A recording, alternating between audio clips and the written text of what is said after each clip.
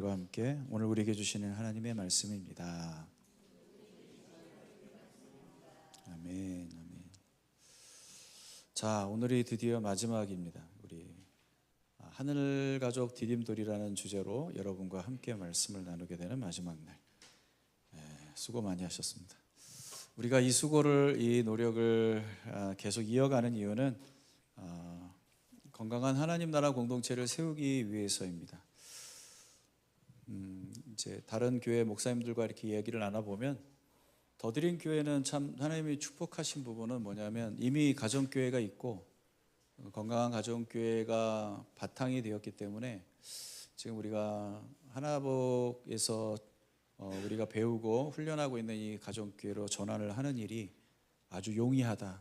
다른 교회들은 거의 길게는 이게 정착이 되는 데까지 한 7, 8년, 10년 이렇게 걸릴 수밖에 없는 어려운 과정인데 가정교회가 없는 곳에서 이렇게 새롭게 가정교회를 형성하는 일은 진짜 어려운 일인데 우리에게는 하나님이 이렇게 또 이미 닦아주신 터가 있기 때문에 하나님이 원하시는 그림을 더 잘 만들어가고 있는 것 같습니다. 그래서 참 감사하다 하는 생각이 좀 듭니다. 오늘 좀 강의식으로 설교를 마지막으로 할 텐데 오늘 말씀을 통해서 우리가 가정교회 생태학이라는 이상한 제목을 잡았어요. 어떤 환경 속에서 어떠한 요소들과 더불어 가정교회가 형성이 되는지 그 근원적인 이야기들을 그리고 실제적인 모습들을 함께 같이 살펴보는 시간이 되기를 기대합니다. 먼저는 가정교회의 특성에 대해서 좀 생각을 해볼게요. 가정교회가 어떤 곳이냐, 어떤 공동체냐, 거기에 정의가 잘 정리가 되어 있죠. 한 번만 읽어봐 주시겠습니까? 시작.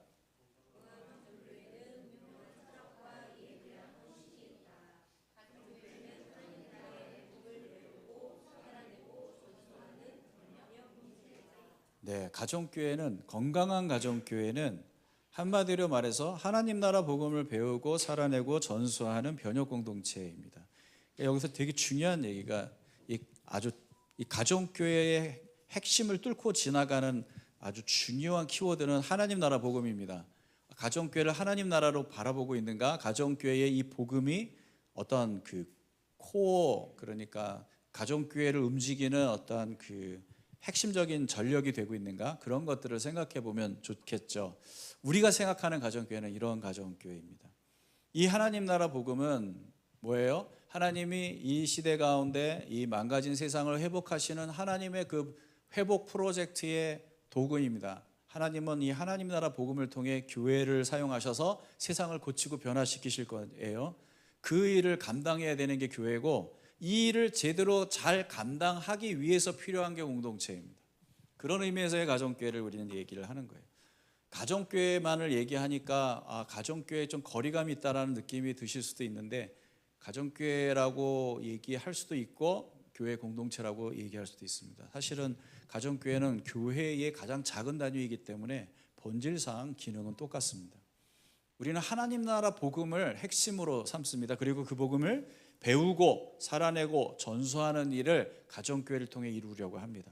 그냥 함께 같이 친한 공동체를 만드는 게 목적이 아니라 이 복음을 배우고 살아내고 전수할 수 있도록 우리는 가정교회를 통해서 이 일들이 이루어나기를 기대한다.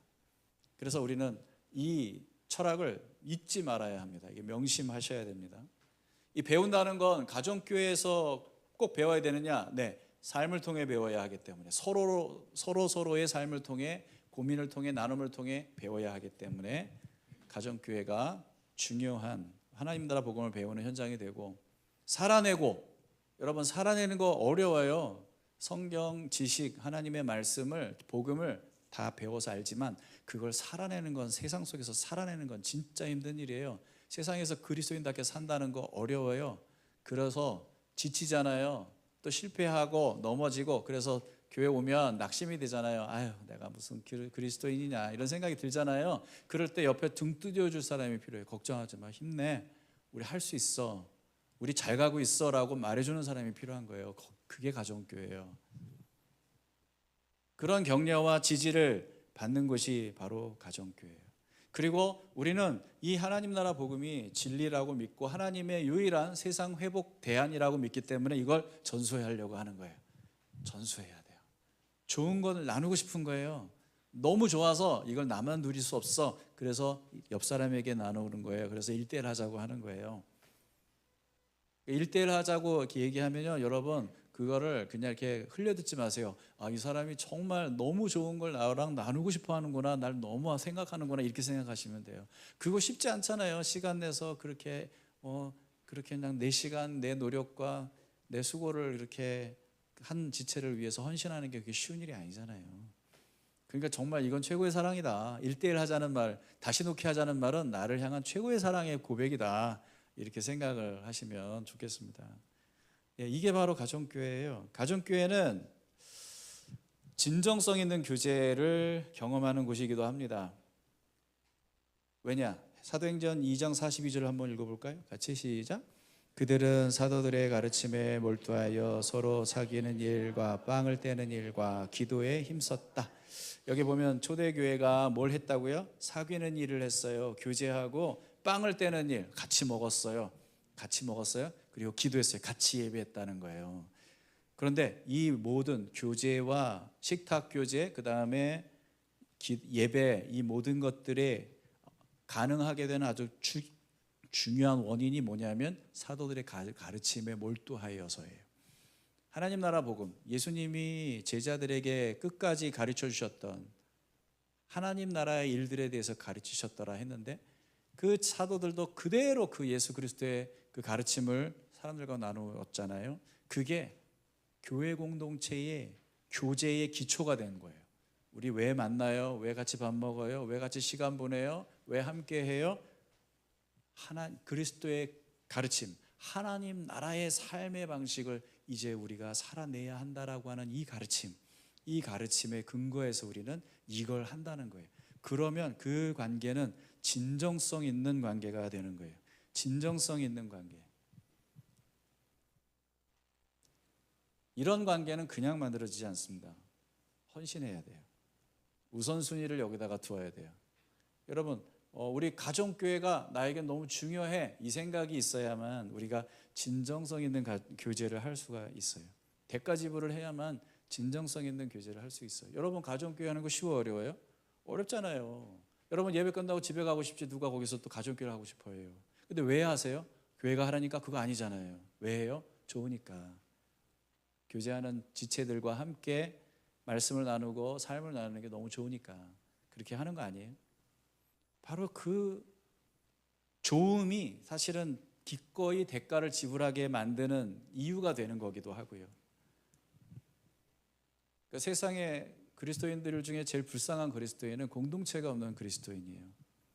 함께 나의 속 이야기를 나눌 수 없고, 나의 삶을 나눌 수 없고, 나의 신앙을 나눌 수 없는 그런 그리스도인들, 그냥 예배만 드리고 집에 가서 또 분주한 일상에 파묻혀 살아야 되는 그리스도인들, 불쌍한 사람들이. 왜냐하면 홀로 외롭게, 여러분 축구 여러 명이서 하잖아요. 근데 축구를 혼자 한다고 생각해 보세요.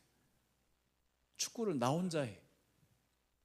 그리고는 세상에 내가 헤쳐나가야 될 상대 팀원들은 너무 많아.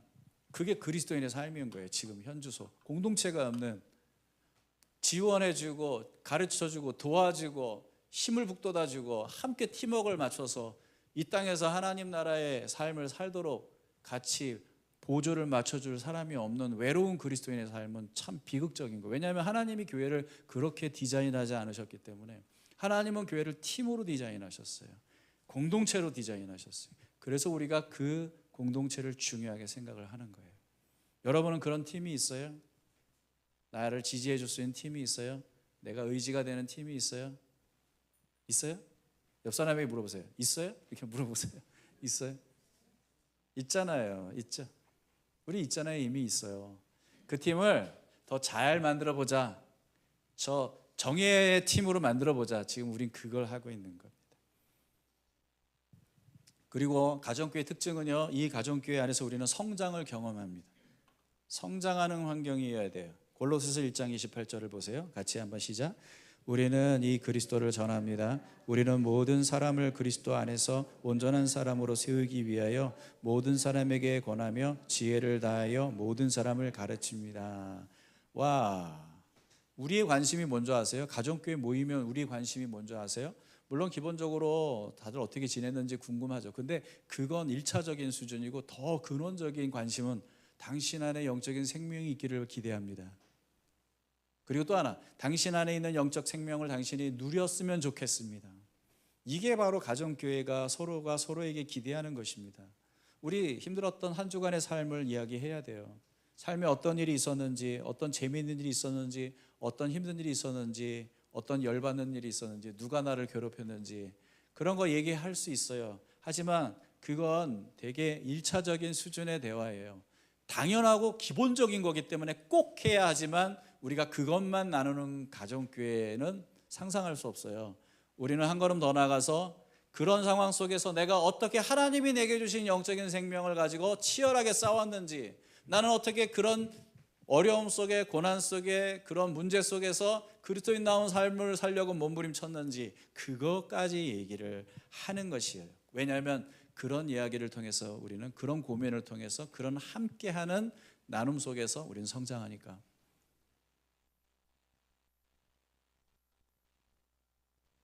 소그룹은요, 여러 가지가 있어요. 세상에도 계속 함께 다니면, 하다못해 뭐 예를 들면 스터디 그룹이라면 뭐 지식이 쌓인다든지 아니면 언어가 는다든지 뭐 이러한 그러한 성장과 변화를 촉진하는 그런 소그룹이 있어요. 근데 어떤 소그룹은 1년 365일 매주 만나도 별다른 변화가 없는 소그룹도 있어요. 가정교회는 전자예요. 우리는 영적인 성장을 촉진시키는 환경에 노출되는 거예요. 그래서 가정교회가 중요한 거예요. 예배만 드리고 집에 돌아가면, 여러분 솔직하게 주일날 들은 설교 언제까지 기억할 수 있어요? 제가 불시에 수요일날 전화해서 집사님 주일날 설교 기억나세요? 이렇게 물어보면 많이 당황하실 거예요. 교회로 옮겨 말어, 이런 생각이 들 거예요. 왜 그런 난해한 질문을 하나, 그걸 기억하는 사람이 어디 있나. 왜 그래요? 우리가 얼마나 말씀과 무관한 삶을 살고 있는지, 예배와 삶이 분리돼 버린 그런 삶에 익숙해져 있는지를 알 수 있죠. 그래서 가정교회에서 우리는 뭘 하는 거예요? 가정교회에서 그냥 까맣게 하나님 잊고 있다가 주일날 가정교회에서 드디어 뭔가 하나님에 대한 이야기를 나눔을 시작하는 그런 거 아니고요. 사실 그래서 삶으로 말씀 읽기를 하는 거예요. 삶으로 말씀 읽기를 꼭 하세요. 반드시 하세요. 그래야만 우리가 개인적으로는 삶 속에서 말씀을 잊지 않고 살아가는 삶을 지속할 수가 있어요. 그래서 그 말씀을 갖고 고민하고 이 말씀을 어떻게 내 삶 속에 적용하지를 생각하다가 금요일이든 토요일이든 주일이든 만나서 어떻게 그 말씀을 갖고 이렇게 고민했어요, 살았어요를 얘기를 하는 게 사실은 삶으로 말씀을 읽기잖아요. 그렇게 해야 되는 거예요. 여러분 다른 걸로 절대 대체하지 마세요. 그러면은 우리가 공동체적으로 같은 방향을 향해 나가는 일이 어려워져요. 설교만 듣고도 쉽지 않거든요. 제가 설교하지만 설교 가끔 우리 글쎄요, 이런 생각이 들어요. 내가 설교를 하는 게 어떤 의미가 있을까 하는 생각이 가끔 들 때가 있어요. 성도들이 과연 이 설교를 얼마나 기억하고 관심 있어 하고 삶 속에 고민할까? 나 이거 잘하고 있는 거 맞나? 이런 생각이 들 때도 있단 말이에요. 그러니까 삶으로 말씀 읽기는 그런 의미에서 되게 중요합니다. 구심력을 갖게 만들고 같은 방향으로 우리를 가게 만들어요. 같은 걸 고민하고 왔는데 그 고민 속에서 다양한 나눔이 생기잖아요. 와, 너는 그걸 그런 식으로 삶 속에서 적용했구나. 그런 고민이 너에게 있구나. 그러면서 그 이야기들 속에서 보고 배우고 듣고 경험하는 것들이 있다는 거예요. 그래서 서로의 성장을 촉진하는 그런 분위기가 가정교회 형성이 된다는 거예요. 이게 중요하거든요. 가정교회적으로 이게 얼마나 중요해요. 구체적으로 어떻게 말씀으로 서로를 격려하고 지지할 수 있는지 그 좋은 도구가 되잖아요. 그렇기 때문에 여러분 더 좋은 거 있어도 하지 말고 이것만 하세요. 가정교회에서 할 수 있는 일은 거의 대부분이 삶으로 말씀 읽기여야 합니다. 여러분 사실은 삶으로 말씀 읽게 하기 위해서 가정교회가 모이는 거예요. 그걸 해야만 서로가 성장을 촉진할 수 있기 때문에.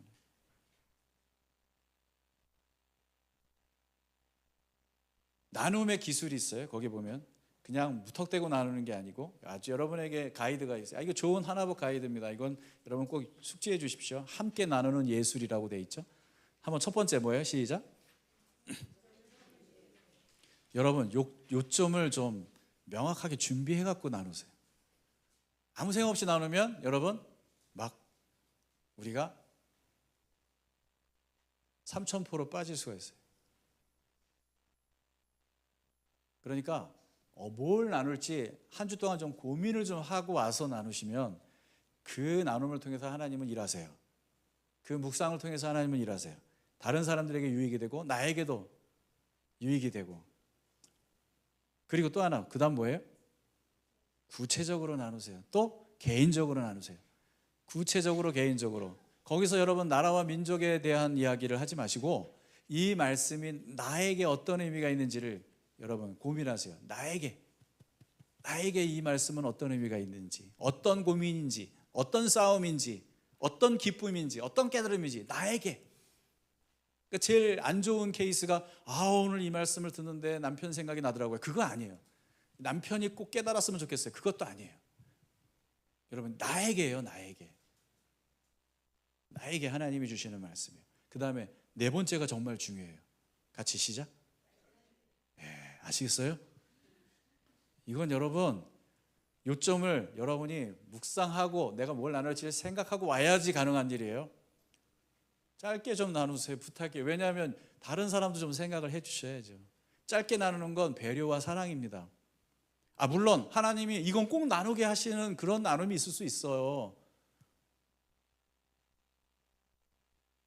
그런데 이 나눔을 통해서 우리가 더 많은 사람들과 함께 같이 공유하고 배워야 할 시간들을 우리가 가져야 되기 때문에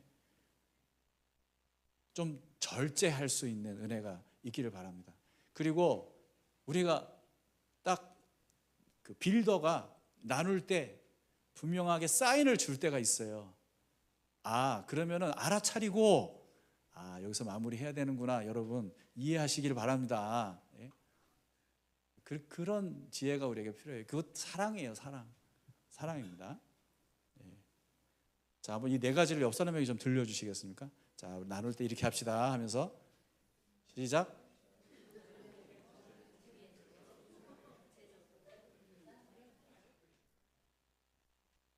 자, 그 다음에 우리가 가정교회를 통해서 가정교회의 특성으로 볼 수 있는 것은 사역입니다. 사역, 공동체적인 사역. 이건요 간단해요. 여러분 나무가 어느 정도 성장의 임계점을 넘어가면 꽃이 피고 열매가 맺혀져요. 마찬가지예요. 교회 공동체도 성장하거든요. 교회 공동체도 성장해요. 교회가 공동체가 이제 성장하게 되면 분위기가 성장해서 무르익으면 어떤 일이 생기냐면 관심이 전환이 돼요. 나 하던 사람들이 하나님은 하나님의 뜻은 하나님의 나라는 이 망가진 세상을 향하여 우리는 무엇을 이런 이야기를 하기 시작해요. 그러면 거기서 자연스럽게 사역이 이루어질 수가 있는 거란 말이에요. 하나님과 우리의 관심이 하나님의 관심과 맞닿게 되는 순간들이 있어요. 그러면 이제 공동체가 비교적 성장하게 된 거예요. 성숙해진 거예요. 이걸 어떻게 알 수 있냐면 여러분이 뭔가에 헌신하면 두 가지가 그쪽으로 옮겨지는데 뭔지 아세요? 시간과 돈입니다. 여러분의 시간과 돈이 흘러가는 것이 여러분이 헌신하는 것입니다.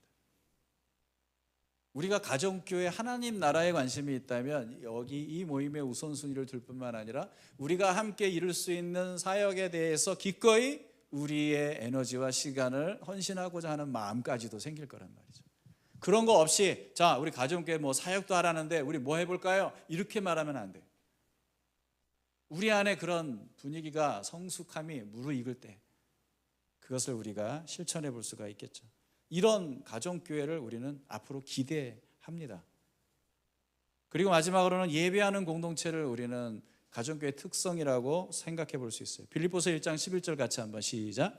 예수 그리스도께서 주시는 의의 열매로 가득 차서 하나님께 영광과 찬양을 드리게 되기를 나는 기도합니다. 이 예배는 보세요. 그리스도께서 주시는 의의 열매가 가득 차서 내 안에 하나님을 향한 사랑과 하나님의 뜻에 대한 기대와 소망이 내 안에 가득 찰 때 그런 헌신된 사람들과 함께하는 예배는 진짜 아름다운 예배예요. 주일 예배도 너무 좋지만 그렇게 자발적으로 헌신해서 함께 모여서 같이 하나님 나라를 이야기하고 예수님을 닮아가겠다고 하는 사람들이 함께 이 가정교회 소그룹으로 모여서 함께하는 예배는 진짜 아름다운 예배가 돼요. 그 예배를 우리는 기대하고 소망하고요.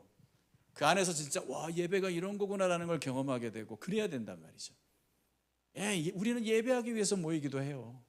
왜냐하면 하나님 나라 공동체이기 때문에. 그래서 우리는 늘 항상 예배 시간 더 길었으면 좋겠어요, 막 이런 아쉬움이 있어야 한다는 거죠. 어떤 가정교회는 이 하나님과의 관계보다는 사람과의 관계에 더 치중되어 있는 경우가 있어요. 자, 우리 빨리 예배 드리고 우리 나눕시다. 그거 아니고 균형이 있어야 돼요. 하나님과의 관계와 사람과의 관계는 절대 분리가 안 돼요. 하나님과의 관계가 깊어져야 사람과의 관계도 풍성해지거든요.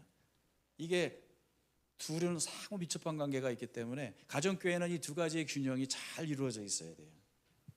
그래서 우리는 예배를 즐거워하고 가정교회에서 예배하는 것을 기뻐해야 합니다. 그리고 그 예배는 정말 진심으로 주님이 오시는 날을 고대하는 소망하는 예배가 되어야 합니다. 사실 우리가 모여가지고 하나님 나라 백성다운 삶을 살겠다라고 같이 이야기를 하고 나누는 거잖아요. 그러면은 우리의 예배가 얼마나 기대가 돼요. 나의 나라의 주인이신 하나님을 예배하고 그분이 오시기를 고대하는 그러한 마음으로 드리는 예배가 얼마나 귀하겠어요.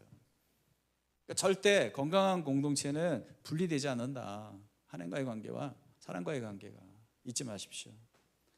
되게 이제 실제적인 얘기를 해볼게요. 가정교회 구성입니다. 가정교회 구성. 가정교회 특성을 우리가 생각해봤죠. 가정교회 구성은 뭘까? 어떻게 되어 있을까? 건강한 가정교회는요, 균형 잡힌 가족 구성을 갖고 있어요.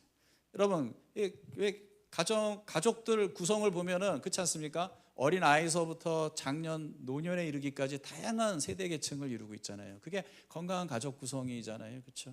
어린 아이들만 있어도 안 되고 어른들만 있어도 안 되고 건강한 가정이라고 한다면 다양한 계층들이 함께 어우러져서 하나가 되는 그런 모습이면 제일 좋지 않습니까? 그래서 영적인 부모가 있어야 되고 교회 공동체 안에는 영적인 청년이 있어야 되고 영적인 아이가 있어야 되고 또 찾는 손님 가끔 방문해가지고 여기 뭐 하는 데예요? 당신들 보니까 예수 믿는 거 좀 특이하게 믿네. 나도 한번 예수님에 대해서 좀 알아볼까? 그래서 한번 방문하기도 하고 이런 사람도 있고 그러면 정말 좋은 가정교회인 것 같아요. 여기서 제일 중요한 사람이 누구겠어요? 이 영적 부모, 청년, 아이 다 중요하지만 영적인 부모가 중요하죠. 리더들이 중요하단 말이에요. 우리 빌더들이 중요해요, 여러분. 빌더가 중요하다. 믿으십니까? 이 사람들은 우리 교회에서 너무 중요한 사람들이에요. 이 사람들은 교회를 위해 헌신하는 사람들이에요. 하나님 나라를 위해 헌신하고 있는 사람들이에요. 여러분, 이 사람들을 소중하게 생각하셔야 돼요. 어떤 사람이 빌더가 돼야 될까요? 어떤 사람이 영적인 부모 역할을 해야 돼요? 스스로 자격 있다고 생각하는 사람 아니에요. 그런 사람이 아니라 성장하는 사람. 나는 완성형이야. 그런 사람은 아니에요. 그런 사람은 빌더하면 안 되고 난 성장해야 돼. 난 계속 그런 수용적인 태도를 갖고 있어야만 성장하거든요, 사람이. 그런 성장하는 사람을 보면서 다른 사람들이 촉진, 자극을 받아요. 그렇기 때문에 가장 좋은 리더는요, 성장하는 사람이에요. 그런 겸손하고 수용적인 태도를 갖고 있는 사람이 진짜 좋은 리더예요. 헌신하는 사람, 이 사람들이 바로 리더예요. 사람 사랑하는 일과 하나님 나라 복음 전수에 헌신하는 사람. 사실 우리 교회에서 앞으로 리더를 하실 분들을 지금 하고 계신 분들, 앞으로 리더하실 분들은 여러분 정말 격려해주고 축복해줘야 돼요. 왜냐하면 되게 많이 수고하셔야 되기 때문에. 우리가 앞으로 이루어갈 일들에 있어서 누구보다도 앞장서서 시간을 내고 삶을 내어주는 헌신을 감당해야 되는 분들이기 때문에 여러분 이 리더들 축복해 주시고 지지해 주셔야 돼요. 저희는 원칙이 있어요. 저희는 원칙이 있어요. 이미 여러분 풍산기를 통해 배우셨던 걸 텐데 잘 들어보세요. 가정교회 안에 여러 가지 이제 중요한 의사를 결정해야 될 상황이 생기면 충분한 협의와 분별을 통해서 함께 다 같이 함께 충분한 협의, 합의가 아닙니다, 여러분. 합의가 아니에요. 협의는 돕는 거예요. 돕는 거. 함께 돕기 위해서 의견을 내는 거예요. 협의를 통해서 함께 분별하고 결정은 누가 내린다? 리더가 내린다. 거기에 모두는 동의하고 따라간다. 만약에 그 결정이 무슨 하나님의 뜻을 대단하게 어기는 위험한 범죄 행위가 아닌 이상은 따라가야 돼요. 자, 오늘 야외에 우리 MT 갈 건데 우리 산으로 갈까요? 강으로 갈까요? 들로 갈까요? 호텔로 갈까요? 바다로 갈까요? 의견이 막 많아. 근데 거의 이게 일치가 안 돼. 그러면 다 의견 듣고 누가 결정해? 리더가 결정해. 이번엔 바다로 가겠습니다. 아니 무슨 바다, 나 가정교회 떠날래요. 이러면 안 된다는 거예요. 여러분 그런 사소한 일 때문에 생명 걸지 마세요. 목회자 빌더를 신뢰하세요. 빌더를 지지해 주세요. 그래요. 우리 빌더가 하자는 대로 합시다. 이게 바로 사랑이에요. 여러분이 빌더를 사랑할 수 있는 방법이에요. 얼마나 귀해요. 빌더는 또 우리 가원들의 소리에 최대한 귀를 기울이고 그런 아름다운 공동체가 되어야 돼요. 건강한 가정교회가 되려면 영적인 아이와 청년들도 많아야 돼요. 재생산이 일어나야 돼요. 우리 지난번에 수없이 그 부분은 여러 번 얘기했습니다. 그러나 여러분 명심하십시오. 이 가정교회에서 중요한 사람은 빌더예요.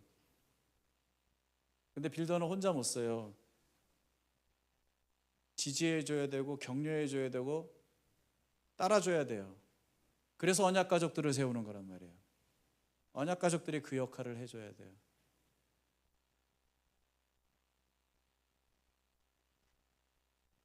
옆에 빌더가 있으면 이렇게 얘기해요. 저는 전적으로 당신을 지지하겠습니다. 이렇게 한번 얘기해 주세요. 옆에 빌더가 있으면. 우리 가족교회 아닌데? 상관없어요. 상관없어요. 어떻게 될지 모르잖아요, 여러분. 앞으로 어떻게 될지 모르잖아. 아직 편성 안 했는데. 이게 가정교회 구성이고요. 가정교회는 짜임새가 있습니다. 그냥 모이는 게 아니고요. 우리는 약속된 시간에 어떤 분배가 있어요. 그리고 스케줄이 있단 말이에요. 이걸 여러분 좀 염두에 두세요. 첫째, 중요한 거 식사해야 돼요. 같이 밥 먹고 교제하는 거. 밥 먹을 때 한 주 어떻게 지냈어? 이걸 나누세요. 밥 먹을 때 한 주 어떻게 지냈어요? 우리 이제 어려운 게 뭐냐면 여기 이렇게 교회에서 하거나 이렇게 오픈된 공간에서 하면 너무 시끄러우니까 그걸 하기가 쉽지 않아. 근데 조용한 공간에서 하면 얼마든지 될 수 있어. 밥 먹으면서 어떻게 지냈는지 이야기하고 그 다음에 예배 드리고 그 다음에 삶으로 말씀 읽기 바로 들어가는 거예요.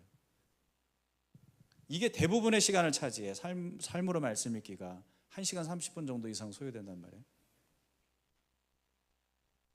이거를 제대로 하려면요 어떻게 해야 돼요? 시간 약속을 잘 지켜야 돼요. 약속 시간 딱 정확하게 와야 돼요. 특별히 예외적인 상황이 돌연 생길 수는 있겠다 싶어요. 하지만 약속을 지켜야. 그래서 밥 먹으면서 우리 어떻게 지냈는지를 얘기를 해야 되잖아. 한 주 동안 어떻게 지냈어? 이걸 얘기해야 되는데 늦게 와가지고 이제 삶으로 말씀 읽게 해야 되는데 저 어떻게 지냈냐면요 이러면 안 되잖아, 그렇지? 그러니까 근데 또 그 말 안 하면 또 서운하잖아. 다른 사람들이 어떻게 지는지 궁금하잖아. 그러니까 시간을 잘 지키는 게 중요하다. 할 수 있는 대로 여기 시간에 여러분은 우선순위를 두고 헌신하시라 이 말이죠. 그리고 저 교회 예배 시간도 좀 잘 지키세요. 여러분 다 잘 지킬 거라고 믿어요. 제가 이제 항상 이 앞에 앉아 있었잖아요. 예전에는. 요즘에 저기 이비인후과에서 좀 큰 소리 좀 피하라고 그래가지고 제가 뒤에 앉아 있단 말이에요. 스피커 밑에 있으니까 제가 부담이 좀 돼서 제 뒤에 앉아 있는데 그러니까 누가 빨리 오고 늦게 오는 게 눈에 보이는 거야. 이 괜히 뒤에 앉았어. 괜히 뒤에 앉았어. 앞에 앉았을 때는 안 보였는데 그래도 어쩌겠어요. 근데 좀 약속 좀 지킵시다. 하나님과 한 약속이잖아요. 우리 같이 좀 미리 와서 좀 기다리고 하나님 기대하면서 예배하면 좋잖아요, 그렇죠? 좀 그렇게 합시다. 특별히 가정교회 이제 여러분 헌신하실 때는 시간의 헌신이 우선입니다. 너무 중요합니다. 그게 모두를 위해서도 필요한 거고요. 자, 그다음에 세 번째로 우리가 살펴볼 것은 사랑의 훈련장으로서의 가정교회를 생각해 봐야 한다는 거죠. 오늘 우리가 읽었던 본문인데 11절을 보면요. 11절을 보면 참 교회 안에 다양한 사람이 있겠구나 싶어요. 어떤 사람들이 있어요? 11절을 보니까 그리스인, 유대인, 할례받은 자, 할례받지 않은 자, 야만인, 수구디아인, 종도 있고 자유인도 있고. 참 그러니까 그 당시에 초대교회를 이루었던 그 사람들 계층이 참 다양하다는 걸 알 수가 있는 거예요. 그런데 중요한 건 뭐예요? 그렇게 다양하지만 우리는 그렇다고 해서 교회 안에서 그런 부류를 나누지 않습니다라는 얘기예요. 이 다양함은요, 어떻게 보면 우리 교회랑 똑같아요. 우리 교회 안에도 얼마나 다양한 사람들이 있어요. 옆에 있는 사람만 보세요. 얼마나 나랑 달라요. 뒤에 있는 사람 보세요. 너무 다르지 않습니까? 생긴 것도 다르고요, 성향도 다르고요, 자라온 삶의 배경도 다르고요. 모든 게 너무 달라요. 그러니까 달라서 좋은, 나쁜 점이 더 많죠. 불편하잖아. 나랑 너무 달라서. 왜 저렇게 얘기해? 왜 저런 태도야? 왜 저런 표정이야? 너무 다르잖아요. 근데 중요한 건 뭔지 아세요? 그 다름이 우리에게 유익이 될 수 있다. 언제? 11절 하반절에 보면 언제요? 오직 그리스도만이 모든 것이며 모든 것 안에 계시다는 사실을 우리가 인정할 때, 이 모든 다양함 속에 그리스도가 계시다, 그것을 우리가 진심으로 받아들일 때 이 다양성이 우리에게는 기쁨이 될 수 있고 아름다움이 될 수도 있다라는 거예요. 물론 시간이 필요해. 이 다름과 다양함과 이 유별남이, 이 독특함이 아름다움이 되기까지는 서로 견뎌줘야 되고 서로 지지해줘야 되고 시간을 많이 소요할 수 있어요. 그러나 이걸 하겠다고 모인 게 가정교회라는 거예요. 내 마음에 드는 사람들끼리 모여서 즐거운 시간 보내겠다고 모인 게 가정교회가 아니라 이런 다양한 우리들이 우리 안에 있는 예수 그리스도를 더 온전히 드러내어서 우리의 다양성 속에 드러나는 예수 그리스도의 아름다움을 보겠다고 모인 게 바로 가정교회라는 거예요. 다시 한번 말씀드리지만 시간이 필요해요. 견뎌줘야 돼. 지지해주고 용납해주고 해야 돼. 그렇지 않으면 그 자리까지 가기가 어렵다는 거예요. 이 다양함 속에서 우리가 아름다움을 찾아낼 수 있는 방법은요, 서로를 이렇게 바라보는 겁니다. 12절을 보세요. 같이 한번 읽어봅시다. 그러므로 여러분은 하나님의 택하심을 입은 사랑받은 거룩한 사람답게 동정심과 친절함과 겸손함과 온유함과 오래 참음을 옷 입듯이 입으십시오. 여기 보면 뭐라고 되어 있냐면 여러분이 하나님의 택하신 사람이고요, 사랑받는 사람이고요, 거룩한 사람이에요. 우리가 서로를 그렇게 바라봐야 돼. 나도 그런 사람이지만 너도 그런 사람이야 라는 그러한 시선이 있어야 돼요. 그래야만 우리가 이 그림을 완성할 수 있어요. 옆 사람 보세요. 당신은 택하심 받은 사람이고 사랑받는 사람이고요, 거룩한 사람이다. 여러분 인정이 되세요? 한참 모자르다 이렇게 생각이 들 수도 있어요. 하지만 괜찮아. 하나님이 이미 그 가능성을 당신 안에 심어 두셨으니 반드시 그 꽃이 필 날이 올 거라고 저는 믿습니다. 내가 그날까지 기다리겠습니다. 농부는 씨 뿌리고 그 다음날 열매 맺으려고 하지 않아요. 인내해야 돼요. 기다려야 돼요. 우리가 공동체를 이루기 위해서도 같은 수고가 필요한 줄 압니다. 15절을 보세요. 15절 같이 한번 읽어볼까요? 그리스도의 평화가 여러분의 마음을 지배하게 하십시오. 이 평화를 누리도록 여러분은 부르심을 받아 한 몸이 되었습니다. 또 여러분은 감사하는 사람이 되십시오. 여러분, 우리가 그리스도의 평화를 통해서 우리의 마음이 그리스도의 평화로 지배받게 하기 위해서 뭘 해야 되는 줄 아시겠습니까? 우리가 한 몸으로 부름받은 것에 대해서 기억하고 감사해야 돼요. 이 사실을 지속적으로 떠올려야 돼요. 아, 우리가 한 몸으로 부름받았구나. 그리스도의 몸으로 부름받았구나. 와, 나 같은 사람이 그리스도의 몸으로 부름받았어. 나같이 자격 없고 부족한 사람이 결격 사유가 너무 많은데 하나님이 나를 당신의 몸으로 받아들이셨어. 엄청난 일이잖아요. 그런데 쟤는 왜? 이렇게 말하면 안 되잖아요. 그때는. 그렇죠? 나 같은 사람도 받아들이는데 너 같은 사람도 받아들이시는 게 당연하겠지. 은혜 아니냐 이렇게 얘기를 해야 되는 거죠. 그러면 서로가 같은 마음을 갖고 서로를 볼 때 그때 비로소 우리는 그리스도의 평화를 공동체 안에 가져올 수 있다는 거예요. 불평과 불만은 뭐예요? 왜 제가 저 같은 애가 왜 우리 교회에 있어가지고, 왜 제가 우리 가정교회 와가지고 우리는 이렇게 피곤하게 그냥, 왜 제가 아니었으면 좋았는데, 이런 생각을 한다는 것 자체가 뭐예요? 나는 그리스도의 몸으로 받아들일 자격이 있고 쟤는 자격이 부족하다라고 판단하고 있는 거거든요. 그렇게 할 수는 없죠. 절대. 여러분 정신 차려야 돼요. 우리도 자격이 없어요. 한없이 자격이 없어요. 근데 그분이 은혜와 사랑으로 받아주신 거예요. 나도 너도. 그걸 생각할 때 우리는 가정교회의 진정한 화평을 도모할 수 있다. 그러기 위해서는 우리에게 필요한 게 뭔지 아세요? 용서하고 용납하는 일이에요. 13절을 보면 우리에게 예언과 같은 말씀이 있습니다. 13절을 보세요. 한번 읽어볼까요? 시작. 누가 누구에게 불평할 일이 있더라도 서로 용납하여 주고 서로 용서하여 주십시오. 주님께서 여러분을 용서하신 것과 같이 여러분도 서로 용서하십시오. 자, 이 말은 무슨 말이냐면 교회 안에서 공동체를 이룰 때 반드시 누가 누구에게 불평할 일이 있다 없다? 있다. 반드시 생긴다. 반드시 생긴다. 이제 가정이 개편되잖아요. 여러분 편성되잖아요. 여러분하고 얘기를 많이 나누겠지만 가장 이상적이고 완벽한 가정교회가 세워질 것 같죠? 그 안에서는 아무 일도 없을 것 같아요? 문제 없을 것 같아요? 아니요. 불평할 일이 생겨요. 초대교회도 그랬고 오고 오는 모든 교회들이 그랬어요. 그런데 중요한 건 그게 아니에요.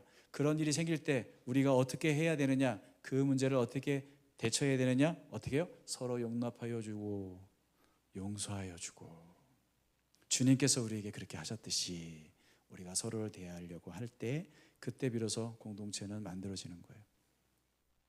그게 진정한 공동체를 세워나가는 방법이래요. 용서와 용납은요, 우리가 사용할 수 있는 도구가 아니라 목적 그 자체예요. 왜냐하면 하나님이 날 용서하셨고 용납하셨잖아요. 그러니까 내가 누군가를 용서하고 용납해야 될 순간이 온다면 그거는 하나님의 용서와 사랑에 내가 반응할 수 있는 기회를 얻은 거예요. 한번 그렇게 해보세요. 쟤 때문에 정말 스트레스 받네.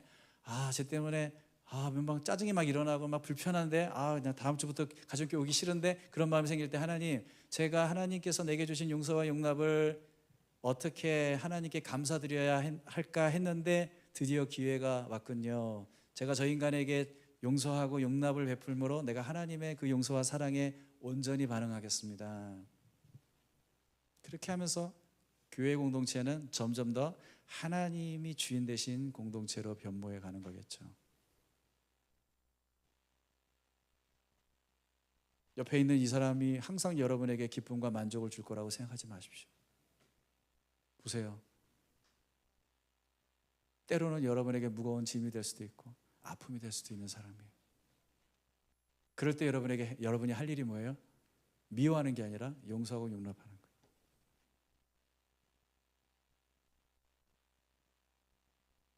그리고 그 용서와 용납은 14절에 보니까 사랑을 통해서 우리에게 이루어지는 거예요. 사랑 때문에 생겨날 수 있는 거라더라고요. 이렇게 함으로 해서 우리는 건강하고 진실한 공동체를 세워나갈 수 있어요.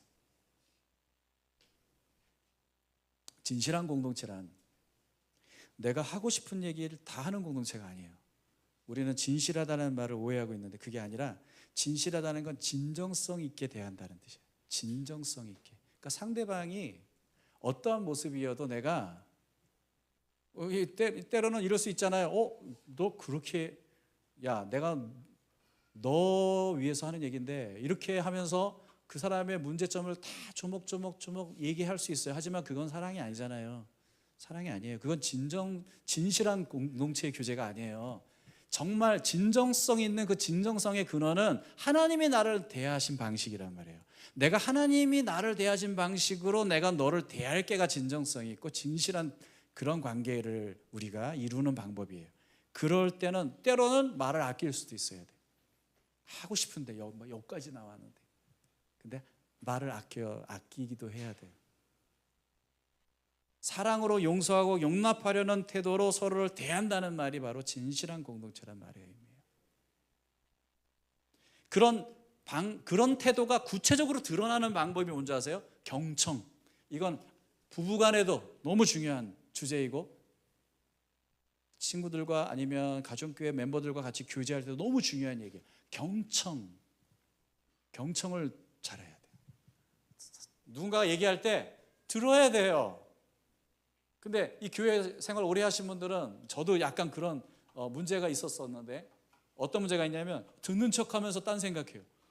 다음에 내가 무슨 얘기하지? 내가 가면서 내 두 번째 그 다음에 내가 나눠야 되는데 무슨 얘기하지? 어떻게 무슨 얘기할까? 이걸 먼저 여기서 짜고 있어. 근데 이 사람은 열심히 얘기하고 있는데 나는 짜고 있어. 아, 이게 진짜 사랑 없는 모습이에요. 정말 너무 이기적이고 사랑 없는 모습이에요. 아니, 그 사람을 용납해야 하는 시간이잖아요. 이 용납하고 수용해야 되는 시간인데 그러면은 오롯이 그 사람의 말에 귀를 기울여야지. 저도 그거 잘 못하는데 정말 노력해요. 하려고. 집에서 한번 좀 해보세요. 집에서 가족들하고 할 때 좀 해보세요. 그게 정말 중요한 어떤 구체적인 어떤 그 용서와 용납의 어떤 모습이 아닌가 싶어요. 자, 교제의 본질에 대해서 한번 얘기해 봅시다. 이러한 기본적인 우리의 태도와 마음을 가지고 우리가 함께 교제를 할 때 궁극적으로 그 교제가 어떤 열매로 나타날 수 있을까요? 베드로전서 4장 10절과 로마서 14장 19절을 같이 한번 읽어봅시다. 시작. 각 사람은 은사를 받은 대로 하나님의 여러 가지 은혜를 맡은 선한 관리인으로서 서로 봉사하십시오. 그러므로 우리는 서로 화평을 도모하는 일과 서로 덕을 세우는 일에 힘을 씁시다. 예, 상대방을 그렇게 이해하려고 사랑하고 사랑 가운데서 상대방을 수용하려고 하고 용납하려고 하는 그런 태도를 갖고 우리가 교제를 이루어 갈 때 결국은 우리가 가게 되는 것은 서로를 섬기고 봉사하는 자리죠. 그런 자리로 가지 않겠어요? 그리고 우리가 그런 관계 속에서 기대하는 것은 뭐예요? 골로새서 3장 9절에서 10절 말씀이에요. 같이 시작. 서로 거짓말을 하지 마십시오. 여러분은 옛사람을 그 행실과 함께 벗어버리고 새 사람을 입으십시오. 이 새 사람은 자기를 창조하신 분의 형상을 따라 끊임없이 새로워져서 하나님을 아는 참 지식에 이르게 됩니다.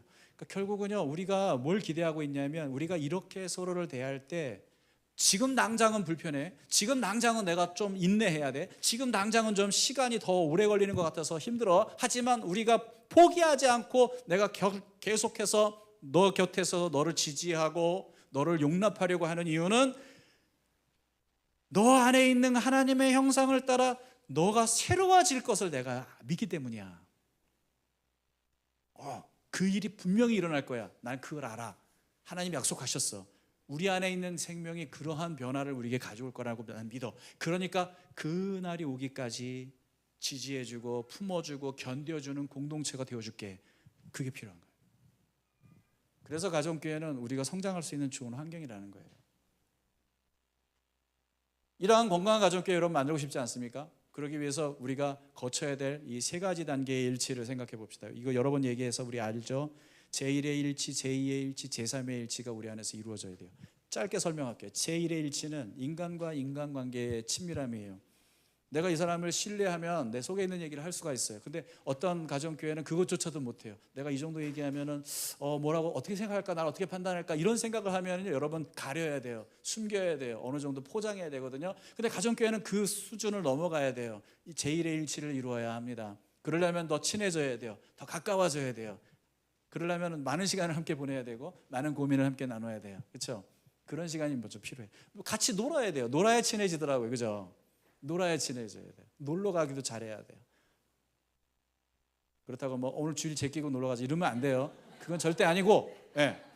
가정교회가 다양한 만남 속에서 제1의 일치를 추구하는 게 필요하다. 그 다음에 그것만 하면 안 되지. 내 마음 솔직하게 나 이거 힘들어서 저거 괴로웠어. 그것만 나누는 가정교회는 아니고 한 걸음 더 나가서 우리는 제2의 일치를 추구해야 돼요. 제2의 일치는 뭐냐면 내 안에 있는 그리스도와 네 안에 있는 그리스도는 어떤 분이셔? 우리는 그분을 어떻게 따라가야 하지를 고민하는 이야기를 할 수 있는 거예요. 그러니까 어떤 가정교회는, 우리 가정교회는 아니고 옛날에 제가 경험한 가족교회들 보면은 꼭 이렇게 삶을 나누고 막 어떻게 지냈어? 막 깔깔거리고 막 힘들었어. 아이고 그래 힘내. 아이고 그래 그 같이 막 그 사람 욕해주고 막 남편 막 저주하고 아니 막 욕하고 막 그렇게 막 그러다가 갑자기 이제 자 말씀 나눕시다 그러면 갑자기 그냥 분위기가 그냥 냉랭해지고 막 그냥 이걸 왜 해야 되는지 모르겠다는 식으로 반응하는 그런 정말 이상한 가정교회들도 있었거든요. 옛날에 저. 근데 그거는 제2의 일치까지 가지 못한 가정교회예요. 제1치까지 가야지. 여기서는 나는 내 삶 속에서 예수 그리스도를 이렇게 따라가고 있어, 아니 이렇게 안 돼서 고민하고 있어를 나누는 수준이에요. 그걸 나눌 수 있어야 돼. 그걸. 오케이? 그 다음에 우리가 한 건 마지막으로 더 나가는 건 제3의 일치를 우리는 추구합니다. 그 제3의 일치는 뭐예요? 제2의 일치는 나는 내 삶에서 예수 그리스도를 이렇게 따라가려고 해잖아요. 근데 제3의 일치는 우리는 예수 그리스도를 어떻게 따라갈까를 얘기하는 거예요. 함께 같이 더불어 하나님의 나라를 위해서 할 수 있는 일이 뭘까를 함께 나눌 수 있는 수준이 된다면 제3의 일치가 되고, 이거는 그래서 자연스럽게 이 정도까지 가면 사역이 이루어지는 가정교회를 만들 수가 있는 거죠. 예를 들면, 야 요즘에 우리 형제 요즘에 지난주에 가정교회 안 나왔지? 왜 안 나왔는지 내가 전화해봤거든. 엄청 싸웠대. 아내랑 엄청 싸웠대. 그 자매랑 뭐 지금 뭐 헤어져 말아 이러고 있다네. 야, 우리 같이 가서 좀 격려해주고 위로해주고 좀 얘기 좀 들어줄까? 이게 제3의 일치가 된 가정교회가 할 수 있는 일이에요. 가정교회 안에서 야 요즘에 내 친구 하나 지금 전도하고 싶어 하는데 이 녀석 마음을 잘 안 열어. 우리 같이 좀 한번 시간 내서 나랑 같이 그 친구 만나서 같이 밥 한번 먹을래? 그냥 편하게 밥 한번 먹을래? 그런 이야기가, 그런 고민들이 나눠질 수 있는 수준이라면 제3의 일치를 가고 있는 거예요. 그게 이제 더 나아가서는 이제 더 많은 사역들을 이뤄낼 수 있는 그런 조건이 될 수가 있겠죠. 우리는 그런 가정교회를 꿈꾸는 거죠. 여러분, 공동체가 그렇게 성장합니다. 그렇다고 해서 이 세 가지 일치는요 계속 선순환되는 거예요. 3의 일치까지 가면은 제1의 일치도 더 깊어지고 풍성해지고, 제2의 일치, 제3의 일치가 서로 같이 점점 더 온전해지는, 더 깊어지는, 더 아름다워지는 그런 공동체를 우리가 만들 수 있지 않겠습니까? 사랑하는 우리 더드림 가족 여러분, 우리는 지금 가정교회를 뭐 주주로 옮기네, 뭐 그게 사실은 본질이 아니에요. 하나님이 원하는 교회 공동체를 이제 우리가 어떻게 더 잘 세워나갈까가 사실은 고민이에요. 이런 공동체가 가능했으면 좋겠다. 우리는 이미 이제까지 걸어온 공동체의 여정이 있기 때문에 여기에 빌드업을 할 수가 있는 거란 말이에요. 그러니 얼마나 감사해요. 그러니 우리가 이 일이 정말 내가 기꺼이 시간을 헌신할 수 있는 가치 있는 일이라고 생각이 된다면 함께 해야 된다는 거죠. 근데 물론 상황이 형편이 안 돼서 어려운 분들이 있어요. 저는 그런 분들은 그럴 수 있다고 저는 얼마든지 생각을 합니다. 그러나 하나님이 그런 환경을 바꿔주시기를 기대하고 기도할 뿐이죠. 그러나 여러분이 가능하다면 우리 함께 이 꿈을 이루어 갑시다. 그리고 세상이 알지 못하는 그런 하나님 나라를 엿볼 수 있는 공동체를 만들어 봅시다. 그리고 세상 사람들에게 여전히 이 세상에 소망이 있음을 말해줄 수 있는 우리 교회가 되기를 주의 이름으로 축원합니다. 같이 찬양하겠습니다.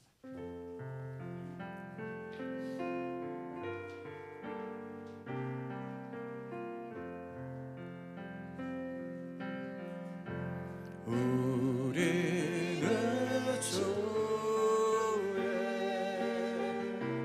백성이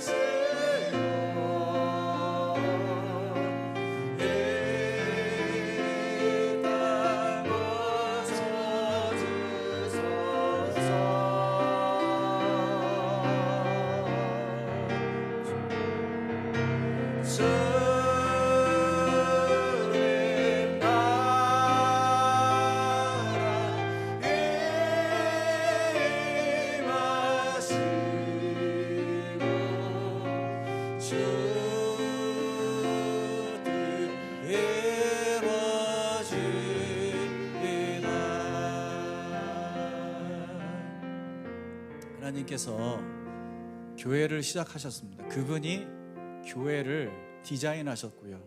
그렇기 때문에 교회의 진정한 모습은 우리에게 있는 게 아니라 하나님에게 있습니다. 우리는 그 원형적인 모습을 찾아가려고 그냥 몸부림칠 뿐입니다. 우리를 불쌍히 여기셔서 하나님이 우리를 인도해 주시리라 저희는 믿습니다. 그러니 우리 같이 기도합시다. 하나님 원하시는 교회를 세워주십시오. 우리 더드림 교회가 추구하는 이 방향이 결국은 하나님의 뜻이 이루어지는 교회 공동체, 가정교회를 세우는 그러한 시간들이 되게 해달라고 같이 한번 기도하며 나가시겠습니다.